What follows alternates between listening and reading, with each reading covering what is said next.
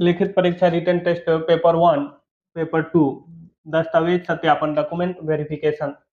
देखिए सब्जेक्ट क्या है और प्रश्न और उसके अंक।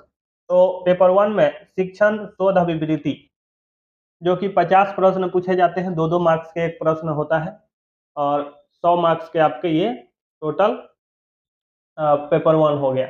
पेपर 2 जो है तर्क से संबंधित विषय है। पेपर 2 तर्क से संबंधित विषय,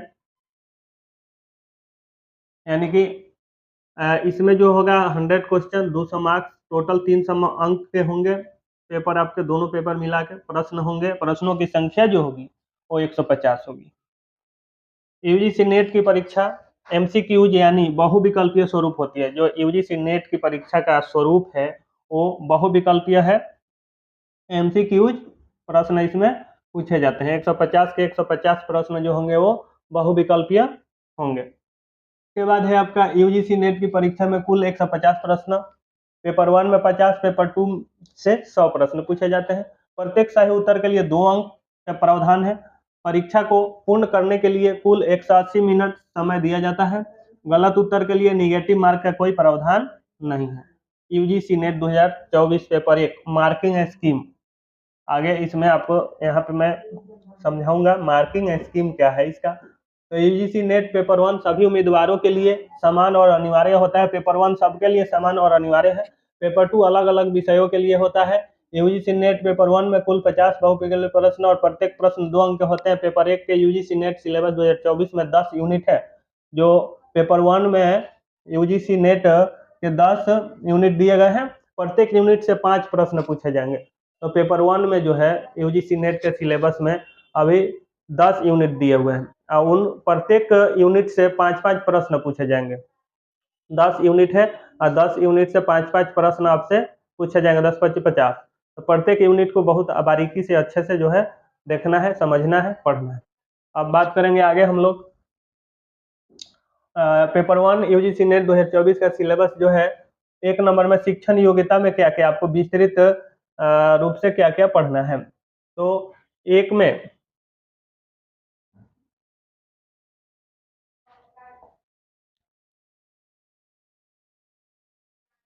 शिक्षण संकल्पना उद्देश्य, संकल्पना यानी कि कंसेप्ट, शिक्षण के स्तर, स्मृति, समझ और चिंतनशीलता, विशेषताएं और बुनियादी आवश्यकताएं, शिक्षार्थियों की विशेषताएं, किशोरों और वयस्क शिक्षार्थियों के लक्षण, शैक्षणिक, सामाजिक, भावनात्मक और संज्ञानात्मक व्यक्तिगत मतभेद, शिक्षक से संबंधित शिक्षण को प्रभावित करने वाले कारक, शिक्षक शिक्षार्थी सहायक सामग्री, शिक्षण सुविधा, सीखने का वातावरण और संस्था। इसमें आपको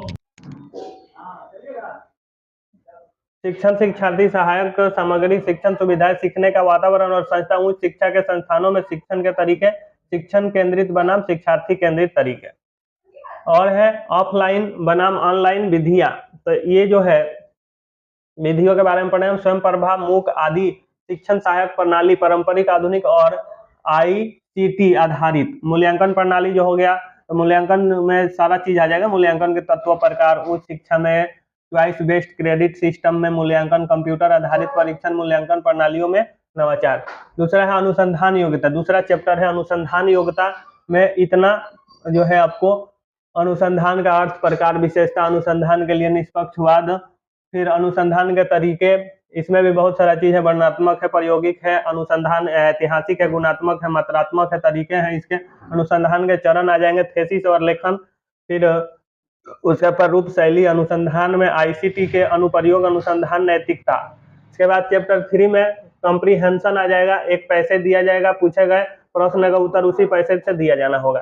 4 में चैप्टर 4 हो गया कम्युनिकेशन, संचार होगा, प्रभावी संचार होगा, इसके बारे में आपको विस्तार से पढ़ना है। प्रभावी संचार की बाधाओं के बारे में विस्तार से पढ़ना है। मास मीडिया और समाज के बारे में विस्तार से पढ़ना है। चैप्टर 5 में है गणितीय तर्क और योग्यता, रीजनिंग जिसको हम लोग कहते हैं, गणितीय योग्यता, अंश, समय और कोडिंग वोडिंग सब रहेगा इसमें। Number series, letter series, code व संबंध, दूरी अनुपात, ये अंश, समय और प्रतिशत, लाभ हानि, ब्याज और छूट, लाभ आदि। फिर 6 चैप्टर में तार्किक तर्क, तर्कों की संरचनाओं को समझना, तर्क के रूप, कैटेगराइज, पोजीशन, संरचना, मूड और चित्र और औपचारिक और अनौपचारिक कथन, भाषा का उपयोग, शब्दों का अर्थ और व्याख्या, शब्दों का अर्थ और व्याख्या, ये हो गया इसमें। के बाद आपको वेन आरेख के बारे में पढ़ना है, भारतीय तर्क है, फिर अनुमान की संरचना और प्रकार,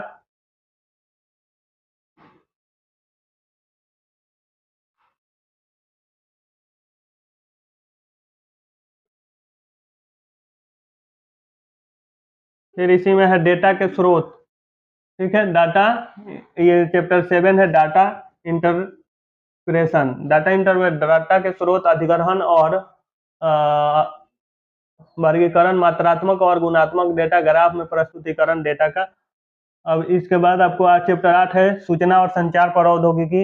इसमें आईसीटी के बारे में सारा चीज, उच्च शिक्षा में डिजिटल पहल, आईसीटी और शासन, ये सब, इंटरनेट, इंटरनेट, वीडियो कॉन्फ्रेंसिंग, इन सब चीजों के बारे में पढ़ना है। शब्द संक्षेप जो है आईसीटी में होता है, वो सबको पढ़ना है।